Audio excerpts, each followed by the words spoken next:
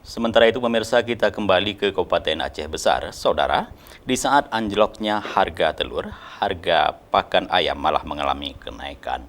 Akibatnya, permintaan pakan ayam dari para peternak menjadi menurun.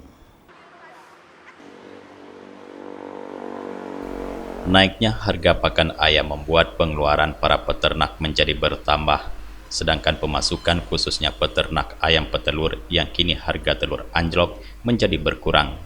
Kebanyakan para peternak pun memilih untuk mengurangi pembelian.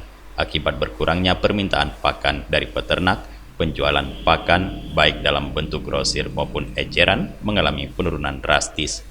Seorang penjual pakan ternak yang berada di kawasan Ajun, Kabupaten Aceh Besar, Rizky, mengatakan sebelumnya harga pakan ayam jenis 511 broiler dijual dengan harga Rp420.000 per sak. Namun kini mengalami kenaikan menjadi Rp460.000 per saknya. Sedangkan untuk harga eceran yang dulunya dijual dengan harga Rp9.000 per kilogram, kini naik menjadi Rp10.000 per kilogram. Akibat kenaikan harga tersebut, Rizky pun mengaku tingkat permintaan pakan menjadi berkurang. Ya, untuk harga pakan ayam sekarang sangat mengalami kenaikan. Biasa mengalami kenaikannya dengan sedikit demi sedikit, enggak sekaligus.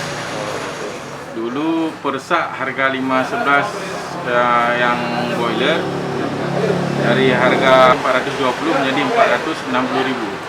Agak mengalami penurunan, Bang, karena dari segi harga pakan yang tidak sesuai dengan harga pasar. Maksudnya, harga jual telur ayam cenderung tidak naik, tapi harga pakannya naik.